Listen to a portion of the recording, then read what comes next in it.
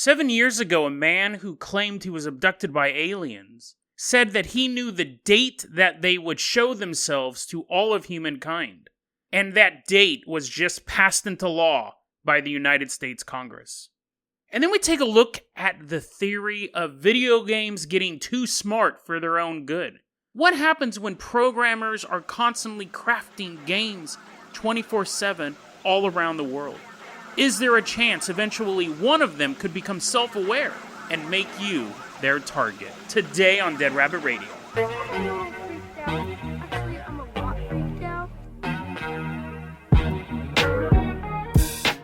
Hey everyone, welcome back to another episode of Dead Rabbit Radio. I'm your host, Jason Carpenter. I'm having a great day. I hope you guys are having a great day too. We got a ton of stuff to cover. First off, let's bring in one of our supporters. Give it up to William Birtles. William Birtles is walking in. He's drinking milk. I'm running out of stuff for you guys to do. As you guys enter Dead Rabbit's intro, he's drinking milk. Hopefully you're not lactose intolerant. William actually donated during my Thanksgiving live stream, a very generous donation, so I appreciate that. You're going to be our captain, our pilot this episode. You can't support the show financially, you know exactly what I'm going to say. It's okay, just help spread the word about the show. That helps out tremendous. And it's Fan Art Friday, so take a look at this awesome fan art from Twitter. Twitter user named Slappy Sleepy. Slappy Sleepy drew this. I think, actually, I couldn't find this guy on Twitter. But I have it in my notes, Slappy Sleepy made this. So awesome. Thank you so much, Slappy Sleepy. William, I'm going to toss you a shovel and a bag of coal. Let's hop in the Carpenter caboose. We're taking the train to our first story. And our first story is actually something I touched on yesterday. So, chugga, chugga, chugga, chugga, chugga, chugga, chugga, chugga, train is moving across the countryside. Yesterday I told a story and I said, I don't even know if it's true. I don't even know if my recollection of it was true because I couldn't find it anywhere online. Couldn't find any bookmarks for it. It was about a man who I said was in Malaysia who built a box to hide underneath in a woman's restroom. Well, I found it. I actually found the story, so I wanted to go in a little more detail with this one. It's fairly short. William, go ahead. I see you're already going to Malaysia. No. Turn left. We're headed to New York City. I was way off. I was just off the top of my head. I thought it took place in Malaysia. Chugga, chugga, chugga, chugga, chugga. We're headed to New York City. It's February 13th, 1992. It's one day before Valentine's Day. Everyone's looking for love. But Joseph Cornetta, 31-year-old resident of New York, had something else in mind. He built a coffin-sized box and took it into a woman's restroom at a place that he worked. He was the plumber, so it kind of makes sense. It's a good cover story. Plumbers walking into bathrooms. I mean, they normally don't disappear. They normally don't walk in and then never walk out. But he built this coffin-sized box, wrapped it in brown wrapping paper, and would go into the women's... It was there all the time. So now I have more information and kind of fill you in. You're like, Jason, I don't want you to fill me in. The story was gross yesterday. He built this coffin-sized box, and it was there all the time, and you had to step up on it to wash your hands or to look in the mirror. Every so often, he would go in when there was no one there. And again, that gets perfect cover as a plumber. It's almost like his whole life led up to this scheme. He builds this coffin-sized box. He would go and he would hide in it, and women would have to step on it to use the sink, and he would look up their skirts. The way that his scheme unraveled was that a woman saw a creepy guy go into the woman's restroom, and she reported it. She goes, that's weird. She sees this guy go in, he never comes out. So she actually alerts security, and a female security guard goes in there, and she's looking around. She's like, that is weird, because this woman just saw this guy come in a while ago, and he's never come out. Maybe it was a ghost. Maybe it was a ghost plumber. Then she's like in the bathroom. She goes, I might as well wash my hands. So she steps up on the platform, and she falls through it. She falls on top of this guy. Now, it's coffin size, so she didn't plummet 10 feet, but she fell on top of this guy. She jumps off of the platform and lifts it up. Apparently, she's She-Hulk. Apparently, the wooden coffin can't hold her, and she can also just pick it up. And when she picked it up, underneath it was Joseph Cornetta, and he was charged with third-degree burglary. That's weird. I get maybe they didn't have voyeurism laws back then in New York. They might not have them nowadays, for all I know.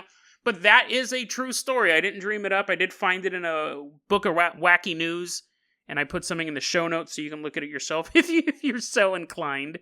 But I wanted to go ahead and clear that one up. William, I'm going to toss you the keys to the Dead Rabbit Dirigible. We are headed out to, I did not plan this story to fall on this date. It was supposed to be on yesterday's episode. Supposed to come out yesterday. I'm going to toss you the keys of the Dead Rabbit Dirigible. We are headed to the United States Congress. This is not political. This has nothing to do with what happened recently at all. But we do have to go to Congress for this story. We're flying back to the United States Congress. And as we're flying to the United States Congress, we have a little meeting set up, like a table. That's all. It's a folding table and a couple of chairs in the Dead Rabbit Dirigible. We're all sitting around it, and I go, okay, guys, it's a bizarre story that's going on. I got an email from Scott, and he turned me on to the story, so I tip a little hat to Scott. I see him sitting at the table. Thank you very much for sending this my way.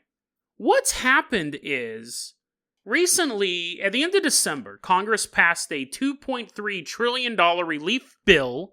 And in it, this, if you're not familiar with American politics or American lawmaking, I don't know if other countries do this. It's something that America does, and every stripe of the political divide hates this part. But you can have a bill that's for legislation, relief legislation, like helping businesses and things like that, economy building, and then you can just throw in a bill. You can be like, oh, I have this bill that I wrote last summer that I know won't pass otherwise, so I'm going to put it in this larger bill.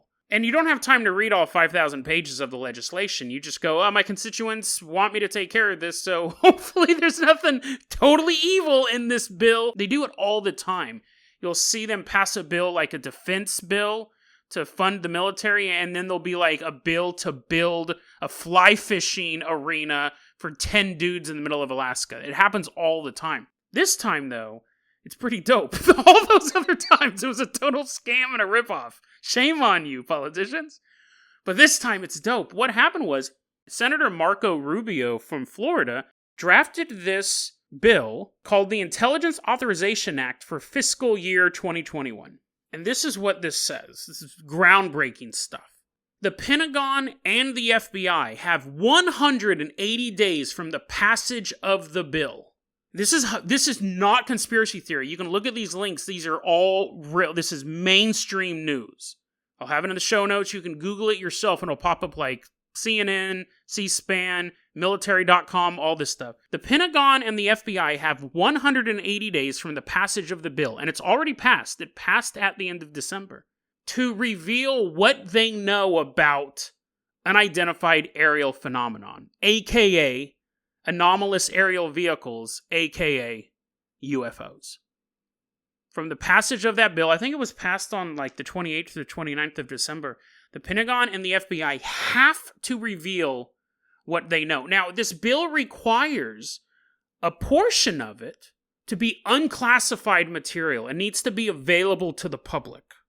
However, because of the sensitive nature of the matter, there is part of the bill also says you can't have a classified component that only like the armed services committees see in Congress. But the senators here's the thing, they go, listen, if something's going on that's a threat to national security, Congress needs to know about it. If it's something that's going on that's so beyond our capabilities, the elected representatives need to know about it. The military can't keep these secrets. Here's a couple portions of this bill. You're like, Jason, listen to this to hear you. This isn't a policy wonk podcast. Let me read you this, because the wording is very, very important in this bill. What they're requesting, this is one of the things they're requesting in this bill. They want, quote, the identification of potential aerospace or other threats posed by the unidentified aerial phenomenon to national security, and an assessment of whether this unidentified aerial phenomenon activity may be attributed to one or more foreign adversaries. So it's not necessarily saying we want to know that a bunch of Greys are invading. They're saying we want to know what you know. Does China have this technology? Does Russia have this technology? Does North Korea have this technology? Does question mark have this technology? Another thing they're requesting is, quote, identification of any incidents or patterns that indicate a potential adversary may have achieved breakthrough aerospace capabilities that could put United States strategic or conventional forces at risk, unquote. So that goes back to that thing, because all of the sightings of UFOs, they all break what we know as the laws of physics. So has an earthly adversary gained this technology, and you're hiding it from us for whatever reason. We need to know. That 180 days countdown started in December. It's going to put us somewhere in the beginning of July when this report is due. And you know what's interesting about it? Like, on the one hand, I can see Congress going, we want to know about threats to the nation. We're elected representatives. We want to know what the threats are. Pentagon, tell us. What I find really odd about this is that the FBI is particularly called out. They do say other agencies that are adjacent to the Pentagon and FBI need to comply to this as well. But those were the two that were named in the... It's not even a request. This is law. They have to do this. But why the FBI? You know, obviously it makes you think of the X-Files, right? Because the FBI is investigating aliens and ghosts and hillbillies eating their own kids. Why? Like, what are they doing with the UFO phenomenon? Here's an interesting part of this bill. What they're requesting from the FBI is, quote, a detailed analysis of the data of the FBI, which was derived from investigations of intrusions of unidentified aerial phenomenon data over restricted United States airspace. So apparently, Marco Rubio and a bunch of other people in Congress know that the FBI has currently, or in the recent past, been looking into unidentified aerial phenomenon over the United States. Now, we always know it's like the military, right? Like, that's a given. The FBI is particularly called out. We want all the information you have about investigations because they know they're running them. We want that paperwork. We want to know what you know. So this had popped up in the news about a week or two ago. I think it was towards the end of my break, and I was going to cover it, but Scott's email kind of made me ramp it up, because Scott's email added another wrinkle to the case. 7 years ago, there was a Reddit thread posted by a man with the account Throwaway Alien. Now, he's not throwing away aliens. The account's named that because he goes, this is actually the first line of his post is throwaway account because I'm afraid. If you're not familiar with Reddit, a throwaway account is you start it up just for one thread and then you get rid of it, so no one can find out who you really are. He tells a story. He was first abducted when he was 12 years old back in 1987, and it's a really interesting read. It's odd because his account is very nonchalant. Even though at the beginning he states that he's afraid, it's very nonchalant the way he talks about it. First off, he dispels a bunch of myths. He says there's no probing. That's everyone's first question, right? Even if someone tells you... That's why a lot of abductees don't come forward. Because a lot of people go, oh, did you get probed? I mean, maybe they're not that blunt about it, but that's always the joke, right? He goes, I was abducted when I was 12, and I get abducted every couple years. Generally, once they abduct you, they keep abducting you. And he goes, even the word abduction's not the right thing. He goes, you're invited onto the ship. And we've covered that a lot on this show, where the aliens will be like, do you want to come with us? And people are like, no, and the aliens are like, okay, and they leave.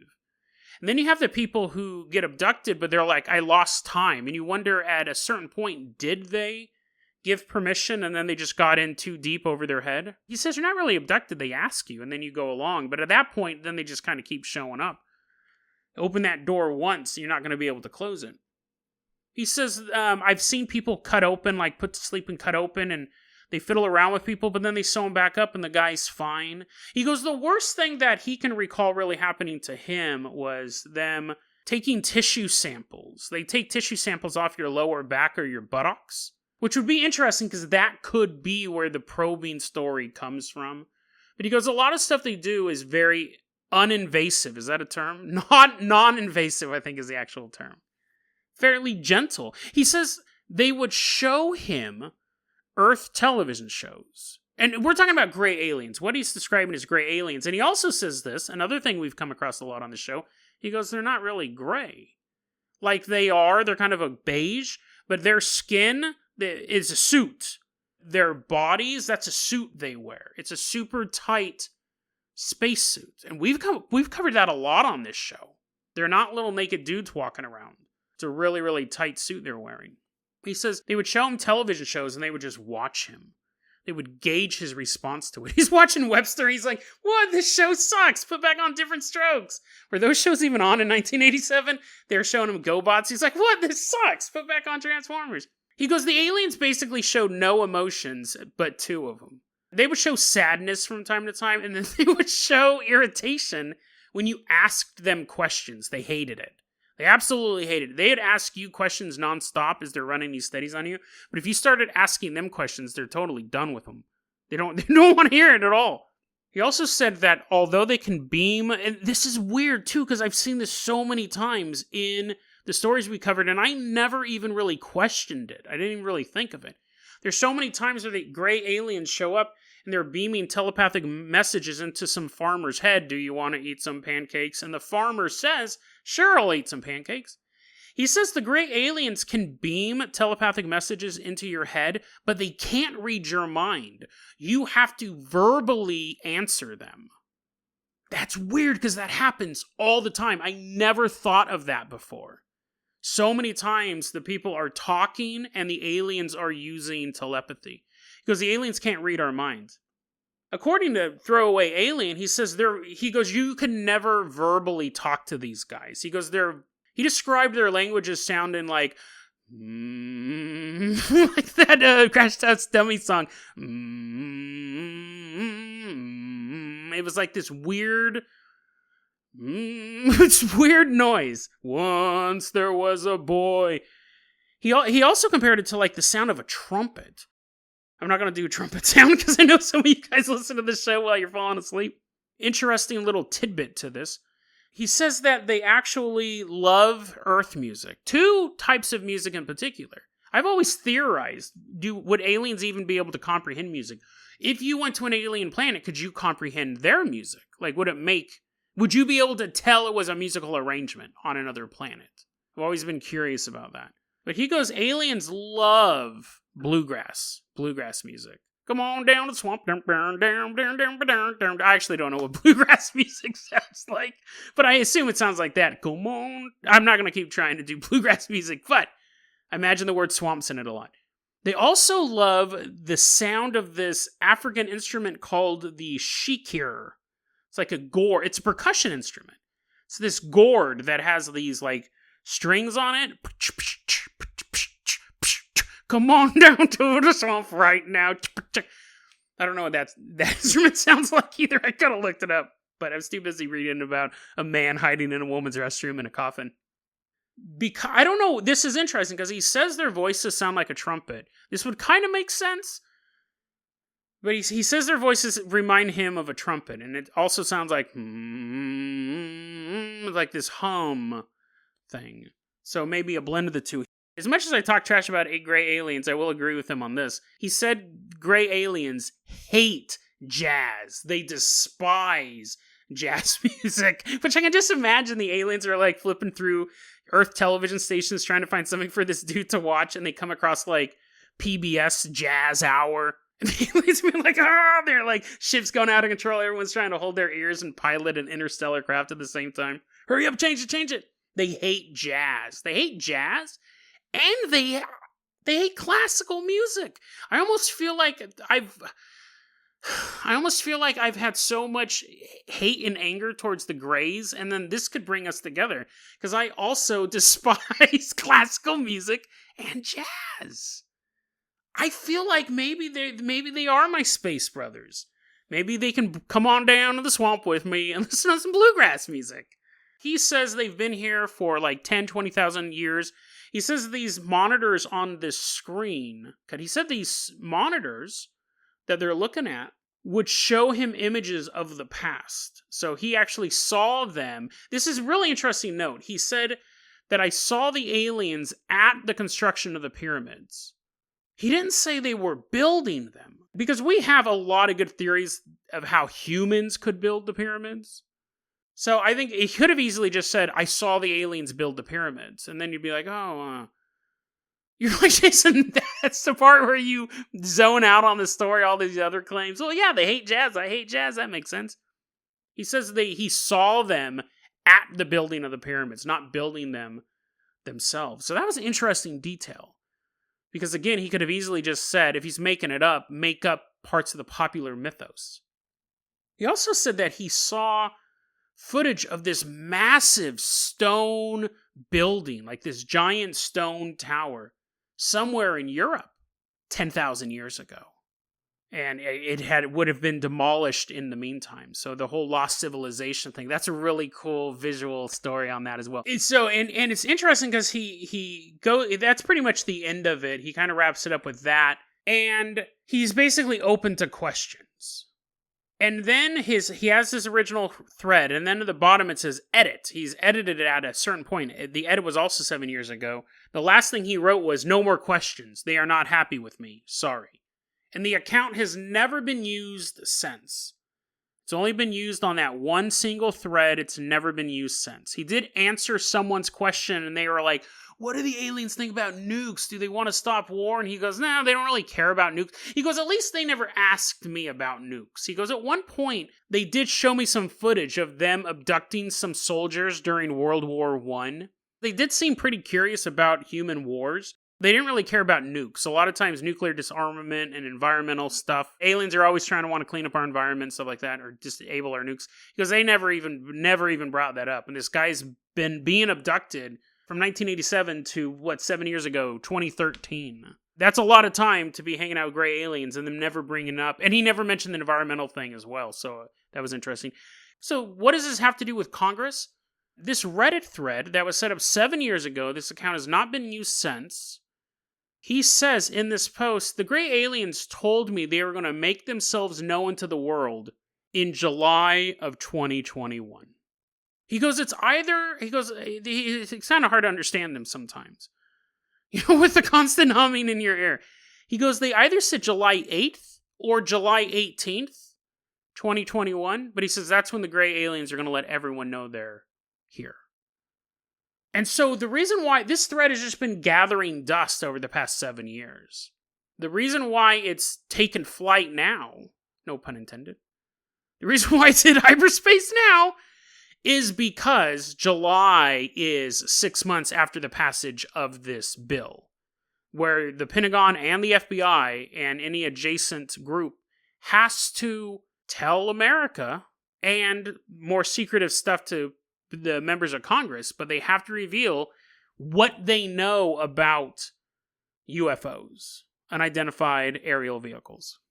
So a bizarre coincidence?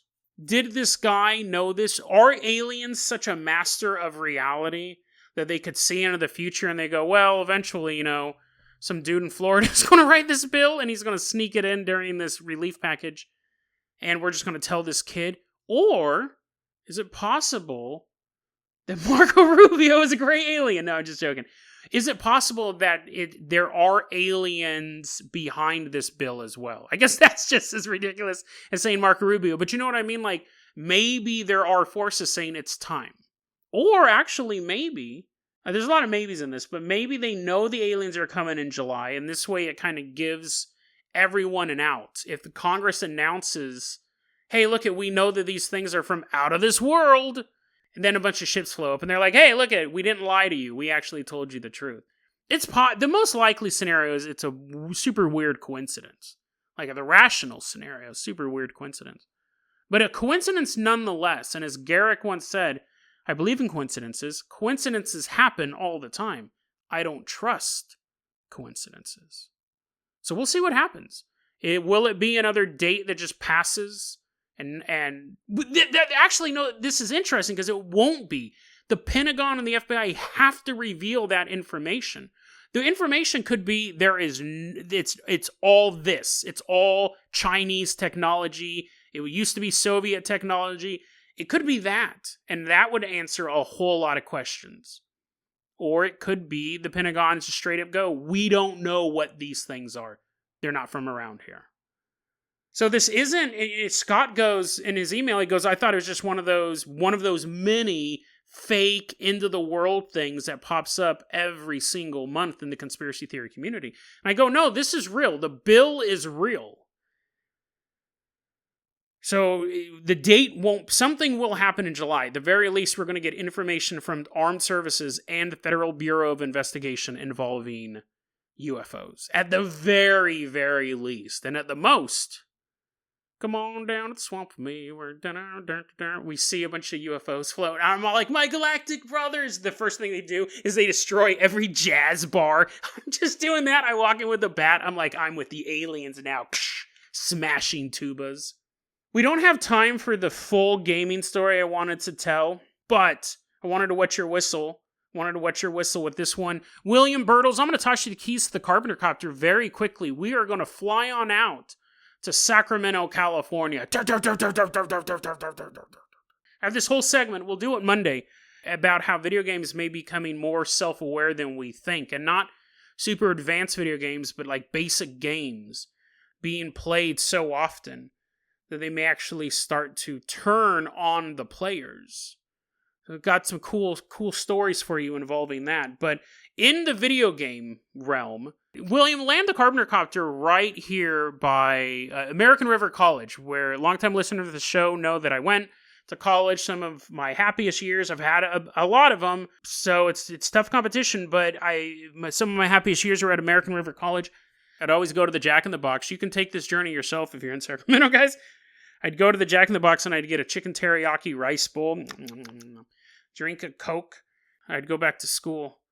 Jason, that's not how you're going to wrap up this episode. No, it's not just product placement. One time, though, I remember I was on a bus for some reason. The Jack in the Box has nothing to do with this story. I just really like chicken teriyaki rice bowls. And I'd also get a large order of jalapeno poppers. And the egg roll.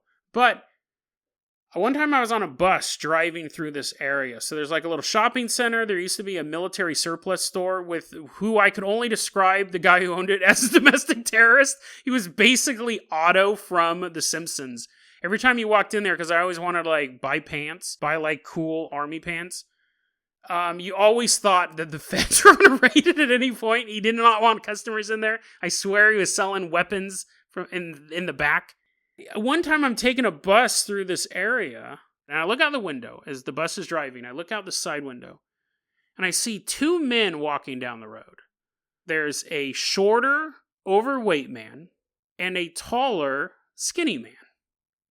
This is this is how I'm ending my Friday episode, but this story is true. Tall, skinny man, short, overweight man. Both of them have mustaches. The shorter man is wearing red. He's like wearing a red shirt and blue pants. And the tall, skinny guy is wearing a green cap, a green t-shirt, and blue pants. And I'm like, those guys kind of look like Mario and Luigi. Right?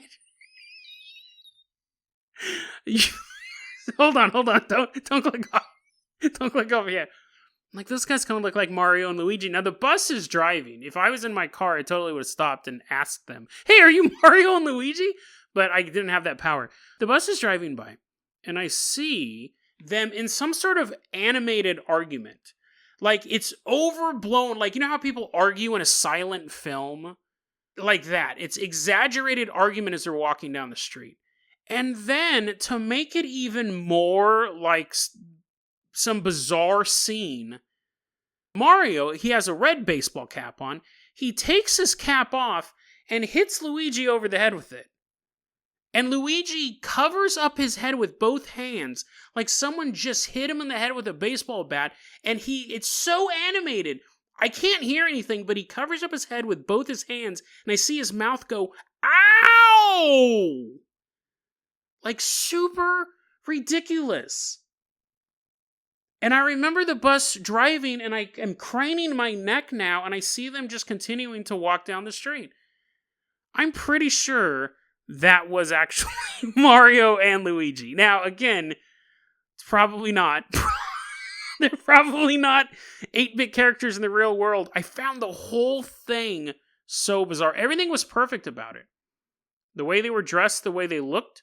If anything was different. And the thing that pushed it over the edge was their over-the-edge antics. It's like watching a real-life Three Stooges. Like, if you took your hat off, take your hat off right now. Go buy a hat and sit down next to someone and hit them on the head with your hat. They're going to be like, what'd you do that for, man? Maybe they're sleeping and they're like, what was that? At no point will they hold their head with both their hands and go, ow! Unless they're a newborn baby. You hit them in the fontanella, and don't do that. If the person next to you is younger than a year, don't do that. Actually, don't do that to any child, but there was something it was so bizarre. It wasn't the most bizarre thing I've ever seen. It wasn't even in the top 1,000 bizarre things I've ever seen, but it's a good way to end the Friday's episode, and it's a good cliffhanger for Monday's episode. Is it possible that you play a video game for so long that it becomes self-aware, and it knows you are a human player trying to control its destiny? We'll explore that story and more next week on Dead Rabbit Radio. DeadRabbitRadio@gmail.com is going to be your email address. You can also hit us up at Facebook.com/DeadRabbitRadio. Yes, I did find it in Friday's episode on a story about an overweight man and a skinny man getting hit with a hat.